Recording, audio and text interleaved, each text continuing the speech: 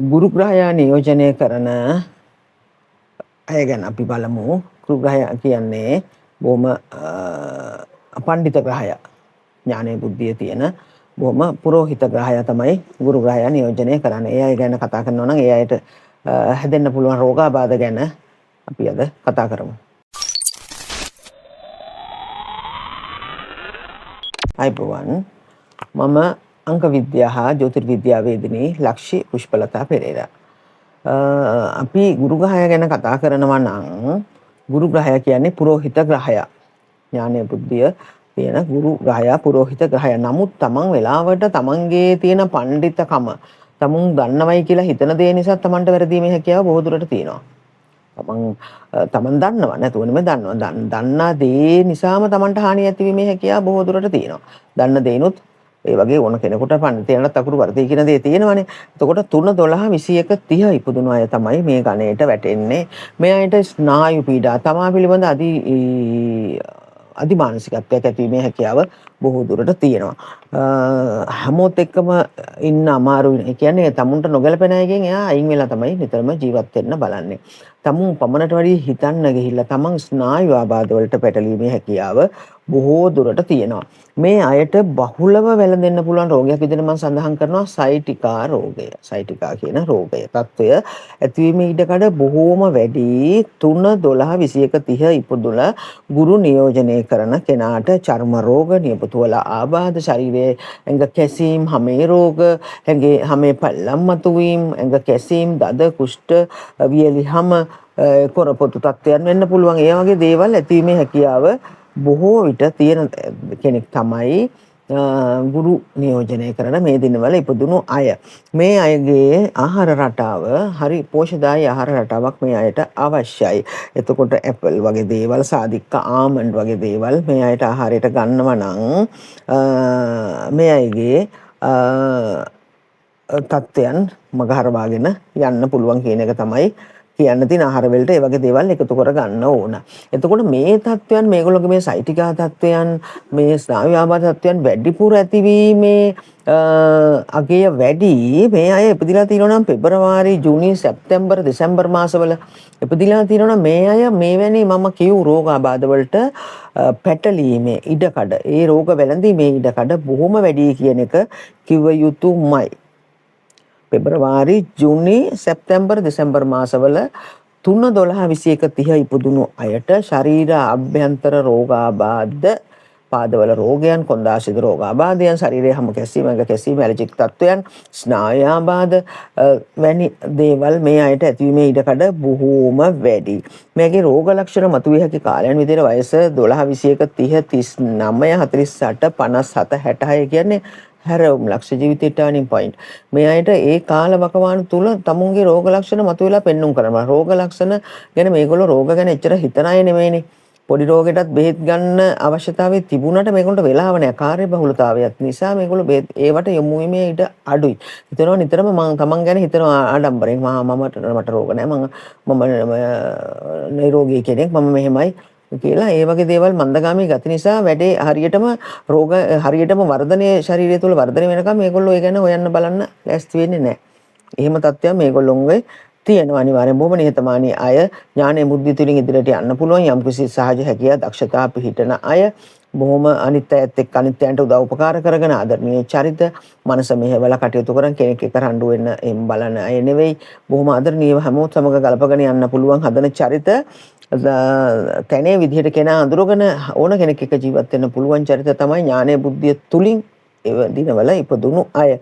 මෙයාට බොහොම දුරට ගැලපෙනවා 9 ඉපදුණු 9 9 18 24 ඉපදුණු අය කුජ නියෝජනය කළාට බොහොම ළඟින් යන්න පුළුවන් මිතුරු අංක. මොකද ටික ආඩම්බරකාර ගතිය, මාන්නකාර ගතිය ඒක තුල තියෙනවනේ. නමුත් ඕනටත් වැඩි මේ දේවල් ඇති විය යුතු නැහැ කියන එක තමයි මම කියන්නේ. අපි කවුරුත් මිනිස්සු නිහතමානීව තමන්ගේ තත්ත්වය ආරක්ෂා කරගෙන කා සමගත් මිතුරු අනුන්ට උපකාර උදව්වක් කරමින් තමන් ජීවත් විය යුතුයි කියන එක තමයි මම කියන්නේ. දිනේ අදාළ වෙන්නේ නැහැ. උතන අර ඒගොල්ලෝ උපතින් ගෙනා ගතිය තමයි උතනදී පිහිටන්නේ. පුද්ගලිකංගේ 3 දෛවංගේ එක කෙනා ගැන අපි කතා කරනවා නම් එතනදී තමන් ඉදිරියට යෑමේ ශක්තිය බොහොම දුරට ඇති වෙන්න පුළුවන්. දෛවංකයේ එකෙන් එයාම තල්ලු කරලා දෙනවනේ ඉස්සරහට තමුන්ගේ තත් නෑ. ඔතනින් එපා. ඔයාට ඔයිට වැඩි පුළුවන්. ඔයිට වැඩි පුළුවන්. ඔයිට වැඩි දෙයක් කරන්න පුළුවන්. ඔයා මෙහෙම කරනවා මෙහෙම කරන්න කියලා එයාව තුලින් එයාම තල්ලු කරලා දෙනවා ඉස්සරහට තව ටික. ඉදිරියට. එයාගේ ඥානෙ බුද්ධිය තියෙන තත්ත්වය තව තවත් වැඩි වර්ධනය කරලා එයාව ඉදිරියට තල්ලු කරන වෙන්න පුළුවන්. එයාගේ දෛවංකයේ එක නම්. දෛවංකයේ දෙක කෙනා නෑ ඔයා ওই විදිහට යන් කියලා තමුන්ගේ ඥානෙ බුද්ධිය තුලින් තමන්ව මැද තත්ත්වයේ තියාගෙන යන්න පුළුවන්. මනසට මුල් තැන දීලා නෑ. ඉතින් ඕනකට වැඩි දේවල් අවශ්‍ය නෑනේ කියලා නිකන් සමබර තත්ත්වයක් ඇතිවීමේ හැකියාව තියෙනවා. තුනේ තුන කෙනා පුද්ගලික අංකේ තුන දෛවංකේ තුන කෙනා කියන්නේ අති පඬිත චරිතයක් වෙන්න පුළුවන්. දැන් තුන කොහොමත් පාණ්ඩිත්වයේ තියෙනවනේ. උපතින් ගෙන දක්ෂතාවයේ හැකියාවත් එක්ක තේරෙනකොට පැකිලෙන්නේ නැහැ. කෙනෙක් ඉදිරියට යන්න කතා කරන්න බොහොම දක්ෂතාවයේ හැකියාවන් තියෙනවා. අතනදී තුනේ තුන කියන කෙනා තව තවත් අතනදී සහජයෙන් ගෙනාපු යාගේ දක්ෂතාවයේ හැකියාවක් තියෙනවා. සසරින් එයා පුරුදු කරපු ගතිත් තියෙනවා. කෙනෙකුට දෙකට මේ වෙලාව පුරුදු නැහැ. කොන්ද නවාගෙන ඉඳලා එහෙම පුරුදු නැහැ. අර කියන්නේ අපි කොන්ද කෙලින් මිනිස්සු කියලා අන්නේ වගේ. ඒ තත්ත්වයන් එයා ඉදිරියට දාලා සමහරලාට අනිත් හැමෝගෙම ගුණ දෝෂණයට ලක් වෙන්න පුළුවන්. වැරදියට මේවට පැටලෙන්න පුළුවන්. අනේ අර හරි පඬිතයත් එක්ක නම් මන්නම් කැමතිනේ ආශ්‍රය කරන්න. අන්න ඒ වගේ තමුන් මෙතනදී කැපෙන්න අනිත් අයගෙන් කැපිලා මේ පෙනිලා කැපිලා වෙන් වෙන්න තත්ත්වයට එන්න පුළුවන්. සමාජයෙන් දුරස් වෙන්න හැකියාව තියෙනවා. තමෝනට වැඩිය තමුගේ තත්ත්වය මේ කරගන්න ගියොත්. ඒ වගේ තත්ත්වයක් වෙන්න පුළුවන්. තුනේ තුන කෙනා. අතර තුනේ හතර කෙනා තුනේ යන ගමනට හතරෙන් බාධායි. හතරෙන් එන බාධාව නිසා එයාගේ මන්තගාමී ගතිය එයා නිකන් අවුල් කරන ගතිය මනස අවුල් කරලා තමුන් යන තත්ත්වයට එයාට යන්න දෙන්නේ නැහැ. ඔහොම නෙමෙයි මෙහෙම කරන්න කියලා තමන් ගිහිලා අවුල් කරන තත්ත්වයක් එතන ඇති වෙන්න පුළුවන්. තමන් ඉදිරියට යනවා යන්න නැතුව නෙමෙයි යනවා ගියාට තමුන් හරි ඉක්මනට වැටෙනවා. තමන් යන තත්ත්වේ තමන්ට තමන්ව පාලනය කරගන්න බෑ. ගුරුගෙන් එන නිවේදකත්වයයි අතන රාහුගෙන් එන නිවේදකත්වය දෙක එකට එකතු වෙනවා කියලා ගුරු රාහු දෙන්න එකට එකතු වෙලා කියන්නේ එයාගේ තියෙන දක්ෂතා හැකියාව වර්ධනය කරන්න ගිහිල්ලා එයා එතනදී පීඩිත තත්ත්වයටපත් වෙන්න පුළුවන්. වචන හැසිරීමේ ස්වභාවය, තමන් කතා කරන ස්වභාවය, වචන ස්වභාවය නිසා ඒ වගේ තත්ත්වයන් ඇතිවීමේ හැකියාව බොහෝ දුර තියෙන අනුන් හැලු කරලා තමන් තමයි දක්ෂයා කියලා මේව කරන. ඒ වගේ තත්ත්වෙන් අර රාහුගෙන් එන මේවක නිසා අධිවේගී ගතිය නිසා අරයාගේ තියෙන තත්ත්වෙ නැති වෙන්න පුළුවන් හැකියාව බොහෝ දුරට වැඩි. තුන පහ කෙනා පුද්ගලික අංකයේ තුන දෛවංකයේ පහ කෙනා ධර්මයත් එක්ක යන කෙනා. එයා මනස මුල් කරගෙන කටයුතු කරන අනුන් කරේ අනුකම්පාව සහජයෙන් තියෙන හැකියාව දක්ෂතා සසරින් ගෙන පුරුදු සසර පින තියෙනවා. දෛවංකයේ පහ එන කෙනා සසර පින තියෙන අය. එතකොට ඒ අය අනිත් අය අභිභව ඉදිරියට යෑමේ ශක්තිය සාධාරණ තත්වයක් තුලින් ගුරුගේ එන නිවේදකත්වය පාලනය කරගෙන හැකියාව දක්ෂතා තිබුණාට එහෙම නෙමෙයි. කා සමගත් මිතුරුව ආධ්‍යාත්මික පැත්තට නැඹුරු වෙලා ධර්මයේ තුලින් තමුන්ගේ ආධ්‍යාත්මික පැත්ත දියුණු කරගෙන ඉදිරියට යෑමේ ශක්තිය හොඳට තියෙනවා. පුද්ගලික අංකයේ 3 දෛවංකයේ 5 ඉන්න කෙනා.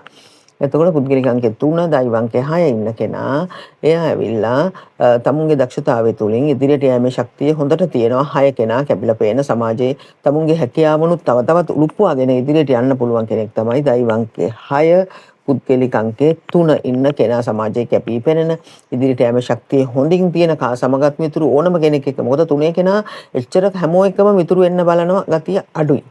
මිතුරු වෙන්න ගන්න ගතිය අඩු. තමන්ට නොගැලපෙන තමන්ටම ආවෙන්නේ කෝ රටවත් තුල යන කෙනානේ. යා කොහොමත් තමන්ගේ තත්ත්වෙට නොගැලපෙන අය තමන් ආශ්‍රය කරන්නේ නැහැ. ඒ කියන්නේ එයා තත්ත්වෙන් උසස් කෙනෙක් නෙවෙයි. කියන්නේ තමන්ගේ තත්ත්වෙ කුමන හෝ පහත් හෝ උසස් හෝ ඒ අය විතරයි සමාජයේ බොහොම යාළු මිතුරු අඩුයිනේ. නොගැලපෙන අය ආශ්‍රයයට යන්නේ නැහැ.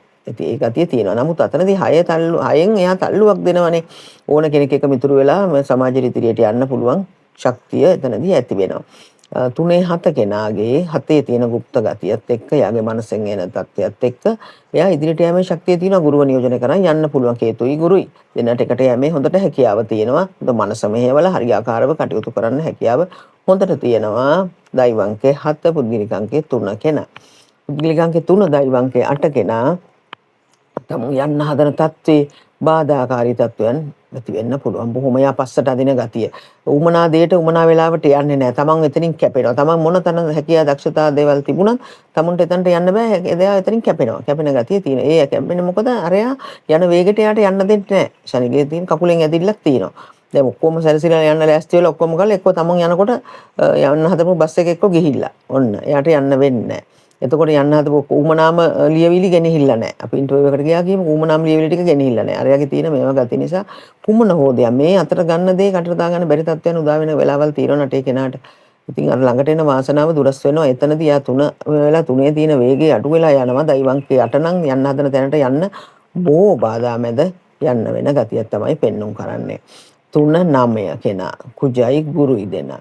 එතකොට එතනදී කුජගේ තියෙන ශක්තිමත් භාවයත් එක්ක ගුරුගේ තියෙන අධිෂ්ඨානශීලී ගතියත් එක්ක ඥානීය බුද්ධිය තුලින් ඉදිරියට යෑමේ ශක්තිය තියෙනවා. නමුත් අතන කුජයාව තල්ලු කරලා යවනවා තව ඉස්සරහට.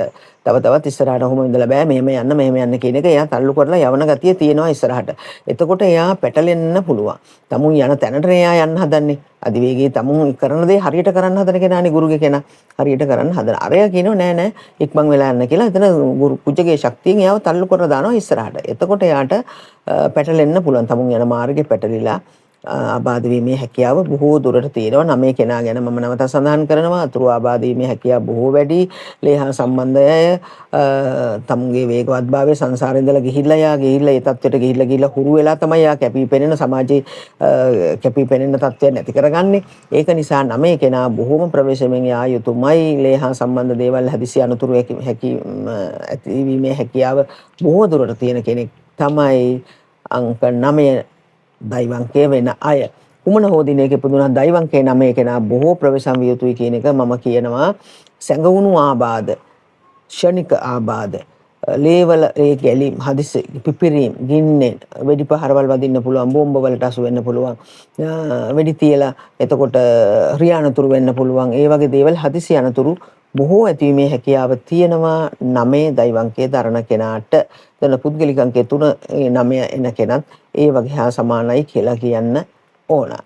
ඒ විදිහට තමයි අපි ඒ අංක සඳහන් කළ යුත්තේ. ඒ විදිහට තමයි 1 සිට 9 දක්වා දෛවංක ගැන මම සඳහන් කළේ. මේ අය බොහෝම ස්නායු පීඩා වලින් ප්‍රවේශම් විය යුතුමයි. සයිටිකා රෝග ගැන නැවතත් කියනවා. පොඩි කොන්දේ අමාරුවක් හෝ යම්කිසි ඇටනහර වල ආබාධ තියෙනවා නම් එයා ගිහලා පරීක්ෂා කරව ගන්න. සයිටිකා රෝගේ වෙන්න පුළුවන්. කොන්ද වල ආසිත රෝගාබාධ ඇතිවීමේ ඉඩකඩ බොහෝම වැඩි. ශරීර අභ්‍යන්තර රෝගාබාධ හැම රෝග දේවල් ඇති වෙනවාමයි 90% විතර තියෙනවා. ඒ තත්ත්වය ඒවා ගිහලා වෛද්‍ය පරීක්ෂාවට ලක් කරගෙන නිසි ප්‍රතිකාර අරන් නිරෝගී වෙන්න කියන එකයි මම නැවතත් කියන්නේ.